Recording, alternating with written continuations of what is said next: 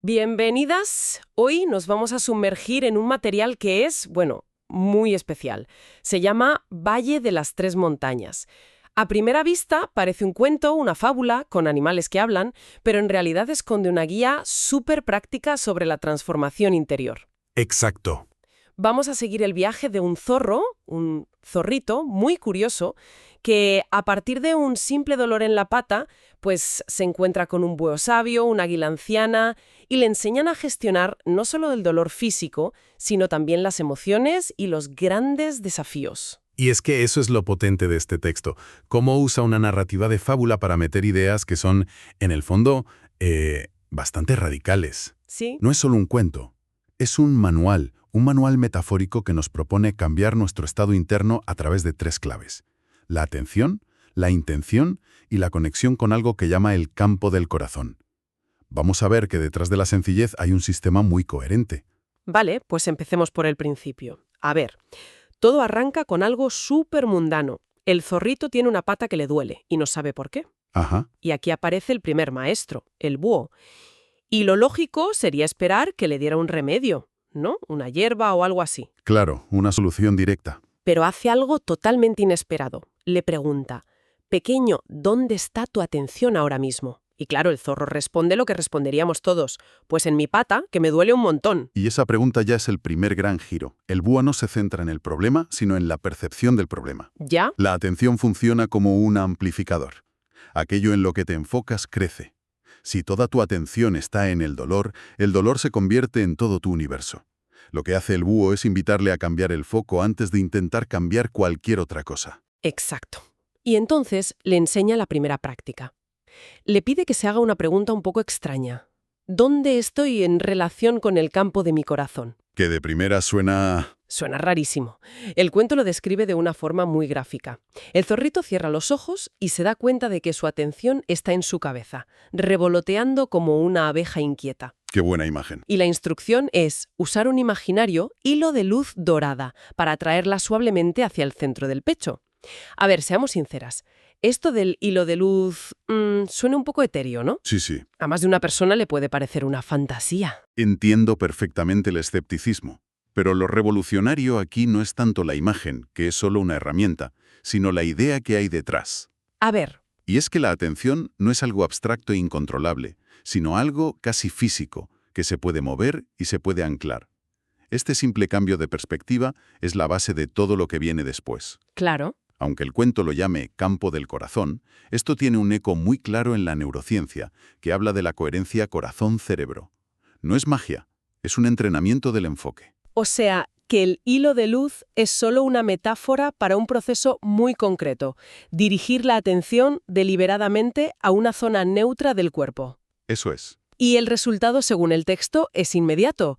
El zorrito siente una calidez, una alegría pequeñita que no venía de ninguna parte. El búho lo llama el estado de posibilidad. Me encanta ese nombre. A mí también, porque sugiere que desde ahí se puede empezar a trabajar de verdad. Ese es el punto. No es un estado para no sentir dolor, sino un estado desde el cual observar el dolor sin que te arrastre. Es el punto cero, la calma interna que necesitas antes de cualquier transformación. Y el zorro no pierde el tiempo, ¿eh? Enseguida tiene la oportunidad de ponerlo en práctica. Se encuentra una tortuga que se queja de que su caparazón le pesa muchísimo. Como si cargara piedras, dice. Eso es. Es una sensación muy reconocible, esa pesadez que a veces no sabemos de dónde viene. Una carga física que, muy a menudo, es el reflejo de una carga mental o emocional que ni siquiera hemos identificado. Totalmente. El caso es que el zorro, en lugar de darle consejos, la guía. Primero, le pide que haga lo que él acaba de aprender: regresar a su campo del corazón. Asentar la base primero. Y una vez que la tortuga está en ese estado de calma, aplica lo que el cuento llama la técnica de los 2 puntos. Toca suavemente un punto en el caparazón pesado y otro en su cabeza, en una zona tranquila. Pero lo importante no es el toque, es la pregunta que le pide que se haga a sí misma: ¿cuál es el estado de equilibrio óptimo para esta parte de mí? Fíjate en la pregunta. No es ¿cómo me quito este peso? No. Ni ¿por qué me pasa esto?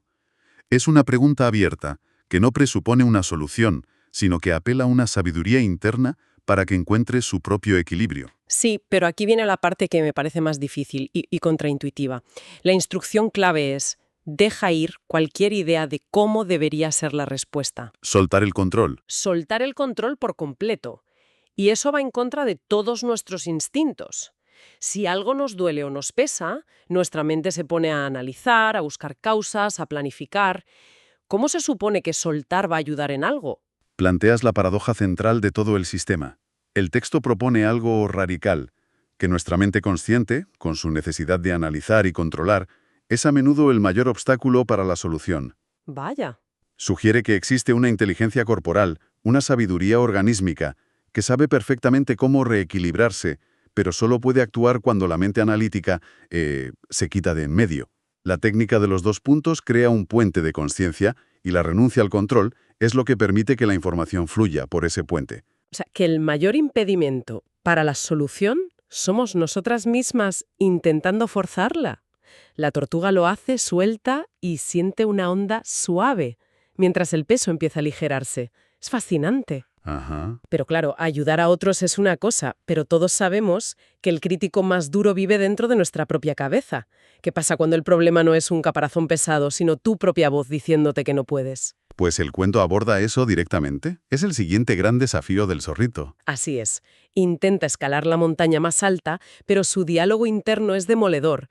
Es muy difícil. No puedes hacerlo. Mejor date la vuelta. La resistencia interna. Y entonces aparece el segundo maestro, el águila, que le da un diagnóstico brutal. El problema no es tu falta de fuerzas, es que estás usando toda tu energía en luchar. Una lucha contra sí mismo. El obstáculo más grande no suele ser la montaña, sino nuestra propia mente. Gastamos más energía peleando con la idea de la tarea que ejecutando la tarea en sí. Y el consejo del águila sigue un patrón que ya no suena. Primero, regresa al campo del corazón.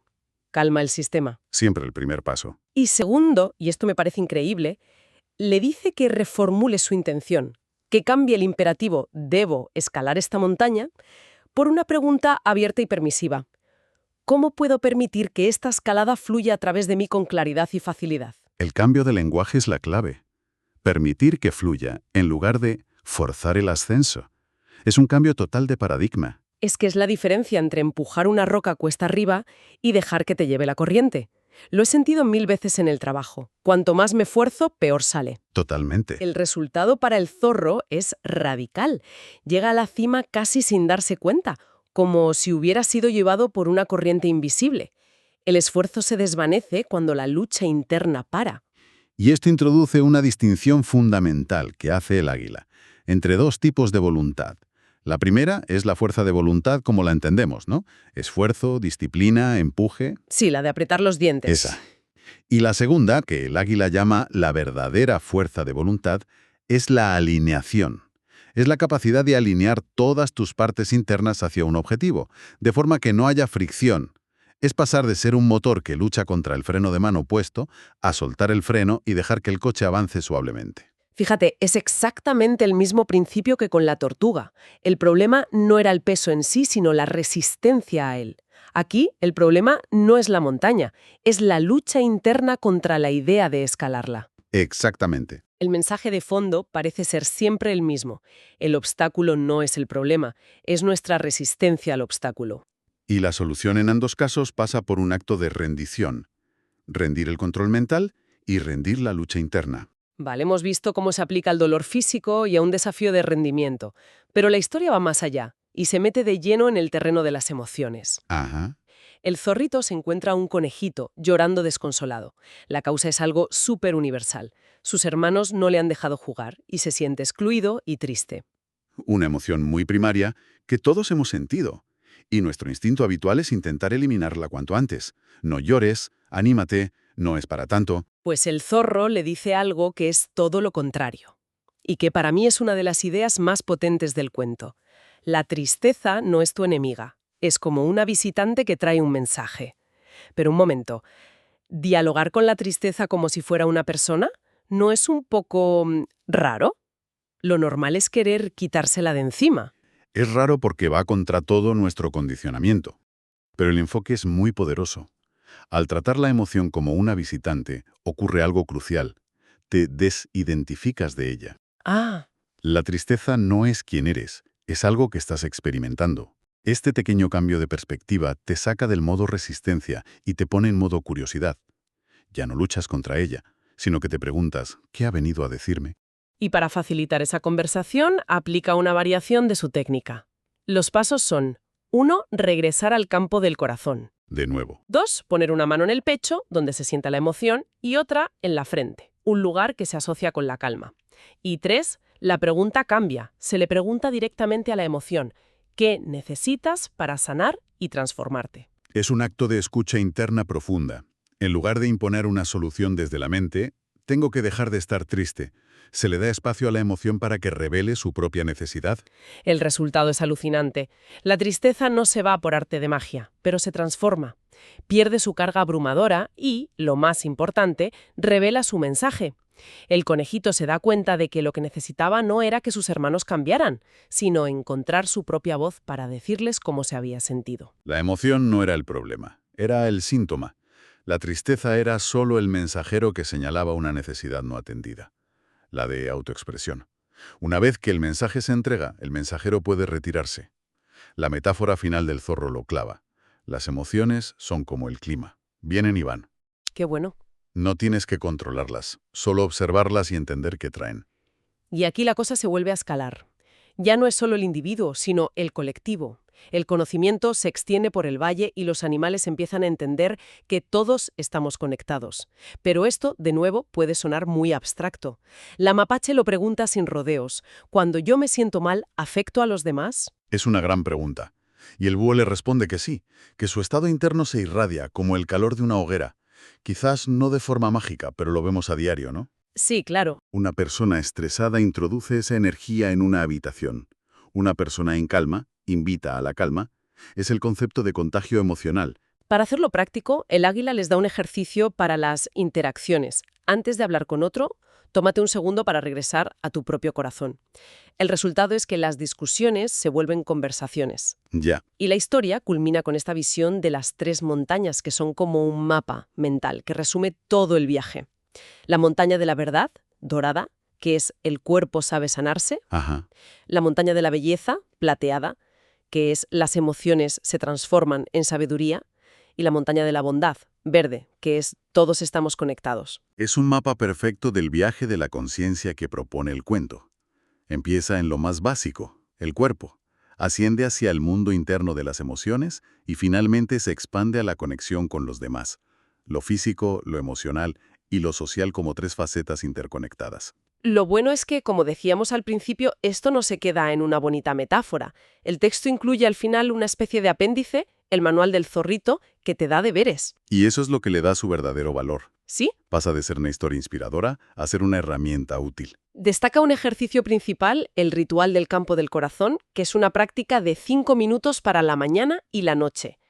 Los pasos son muy sencillos: Ajá. preguntar dónde estás, observar dónde está la atención, regresar al centro con la imagen que prefieras y simplemente sostener ese estado de calma un par de minutos. Es una meditación muy simple y dirigida, muy accesible.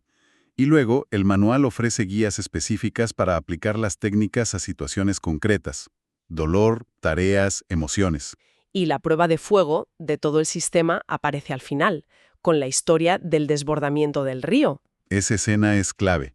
Ya no es un dolor de pata o una tristeza, es una crisis colectiva. El pánico inicial se transforma en una acción coordinada y casi milagrosa. Sí. Y la clave es que no hay un líder gritando órdenes. Todos regresan a su centro, y desde esa calma cada uno sabe qué tiene que hacer. Colaboran como si fuera una danza. Al final, el viaje del zorrito nos lleva de una pata dolorida a la inteligencia colectiva de todo un valle.